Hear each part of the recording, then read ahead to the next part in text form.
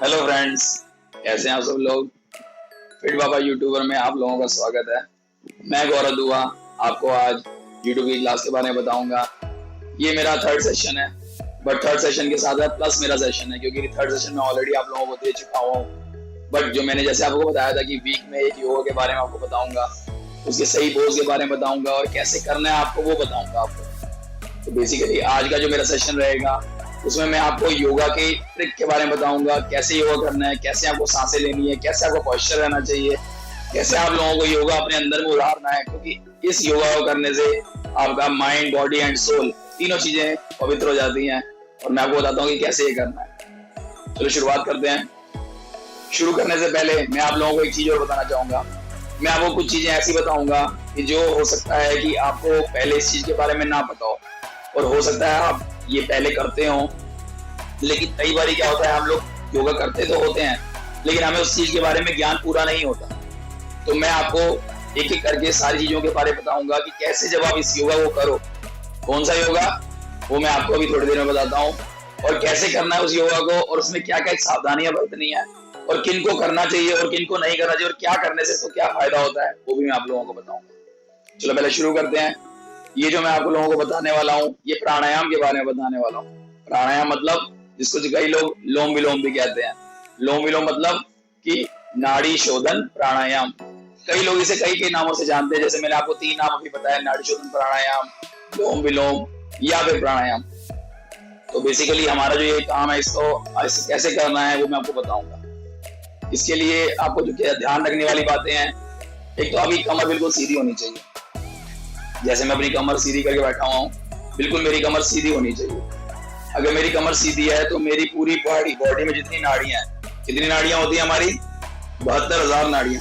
तो 72,000 की 72,000 नाड़ियों को हमें शुद्ध करना है। तो शुद्ध करने के लिए हम लोगों को अपनी कमर बिल्कुल सीधी रखनी है, अपनी गर्दन बिल्कुल सीधी रखनी है। दूसरा पॉइंट, जब हमने नाड़ी शोधन प्राणायाम शुरू करना है तो हमने अपनी जो नोज है, लेफ्ट वाला, जो हमारा लेफ्ट वाला नोज है, उससे हमें सांस भरनी है, और उससे सांस भरने के बाद में हमें राइट से छोड़नी है।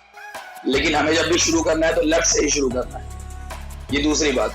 तीसरी बात, जब हमें नाड़ी शोधन प्राणायाम करना है तो हमारी जो ये 2 उंगलियां हैं, जो हमारी अनामिका उंगली और जो हमारी मध्य उंगली, इन दोनों को उंगलियों को माथे पे रखना है, बिल्कुल सेंटर में। ये आपको बहुत कम लोग बताएंगे। और हमें जो हमारा अंगूठा है उसे प्रेस करते हुए, हमें इसको ओपन करते हुए हमें सांस लेनी है लेफ्ट नोस्ट्रल से। जैसे मैं भी लेने की कोशिश कर रहा हूं, देखिए आप लोग, और आईज अपनी बिल्कुल बंद कर लीजिए। इसको अपना बिल्कुल ध्यान मुद्रा में।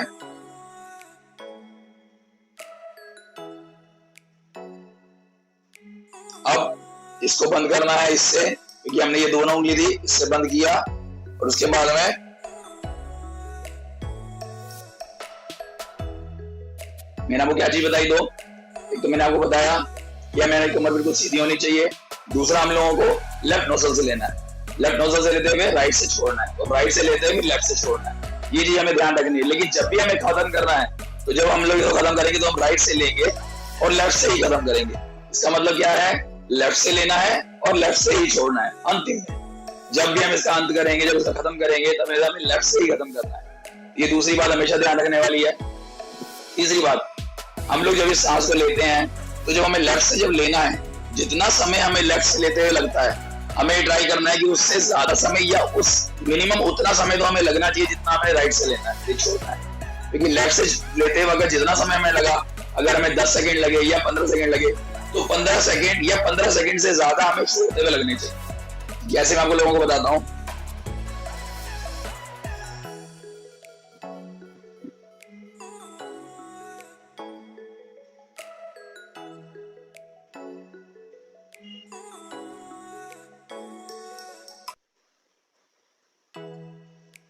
इस प्रकार से। तो जब हम लोग इस सांस को लेंगे, जब भी हम सांस खींचेंगे और जब भी हम सांस छोड़ेंगे, तो हमेशा 15 सेकंड या 10 सेकंड, जितने भी सेकंड हमने करा है उतना सेकंड मिनिमम हमें छोड़ते वक्त, और उससे ज्यादा हमें सेकंड लगने चाहिए। हमें छोड़ते वक्त में उससे ज्यादा सेकंड लगने चाहिए। लेते वक्त जितना समय लग रहा है उससे ज्यादा हमें छोड़ते हुए लगना चाहिए, या बराबर समय लगना चाहिए। ये हमारी एक और चीज। और एक बात और, क्योंकि जो मेरी एक बात में मैं आप लोगों को और बात बताना चाहूंगा कि जब भी आप ये नाड़ी शोधन प्राणायाम आप कर रहे होगे, तो आपकी सांसों की आवाज बिल्कुल नहीं आनी चाहिए। क्योंकि सांसों की आवाज आ रही है तो वो आपकी जो आप अपने माइंड में उतारना चाहते हो उसे, अपने हार्ट तक ले जाना चाहते हो उसे, वो पूरा नहीं हो सकेगा। क्योंकि इसमें सांसों की आवाज का मतलब है कि अगर आप बहुत सुकून से इसे कर रहे हो तो ही आपके सांसों की आवाज नहीं आएगी। तो यही मेरे आपके जो स्टेप्स हैं, इनको यूज करते हुए ही आपको ये नाड़ी शोधन प्राणायाम करना चाहिए। अब मैं आप लोगों को इनके बारे में बताऊंगा कि नाड़ी शोधन या प्राणायाम करने से फायदे क्या क्या होते हैं और किनको ये करना नहीं चाहिए।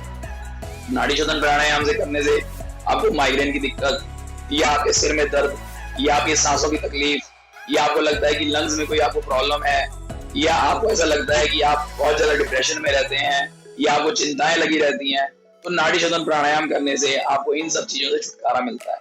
क्योंकि ये आपकी माइंड, बॉडी और सोल तीनों को इकट्ठा लेके चलता है। ये इसको नाड़ी शोधन प्राणायाम को जो योगाओं का राजा भी कहा जाता है। जितने भी योगा के पोजेज हैं उनमें सबसे ज्यादा ये सबसे महत्वपूर्ण है, क्योंकि हमारी पूरी 72,000 नाड़ियों को ये शुद्ध करता है। तो बेसिकली नाड़ी शोधन प्राणायाम या फिर आप लोम विलोम को जरूर करना चाहिए, जिससे आपकी बॉडी के अंदर में जितनी भी आपकी नाड़ियां हैं वो शुद्ध हो सके। तो मैं आप लोगों के सामने इस नाड़ी शोधन प्राणायाम को 2-3 स्टेप करके दिखाऊंगा। जैसा आपको बताया था, अपनी जो दोनों उंगलियां हैं वो माथे के ऊपर, और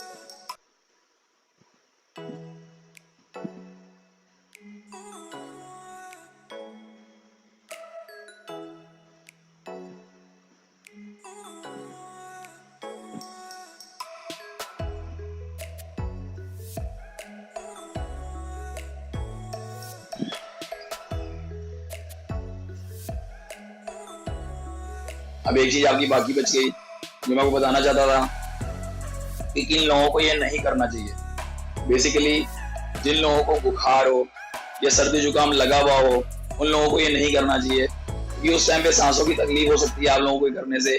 लेकिन अगर आपको ये प्रॉब्लम नहीं है और अगर आप इसे करना चाहें तो आपको इन तकलीफों से छुटकारा मिलता है। और अगर ये तकलीफें आपको होती नहीं है, क्योंकि लंग्स के इन्फेक्शन या फिर आपकी जो सांसों की प्रॉब्लम्स हैं, इनको करते रहने से आपको कभी भी नहीं हो। तो मेरे आज का वीडियो यहीं समाप्त होता है। नमस्कार।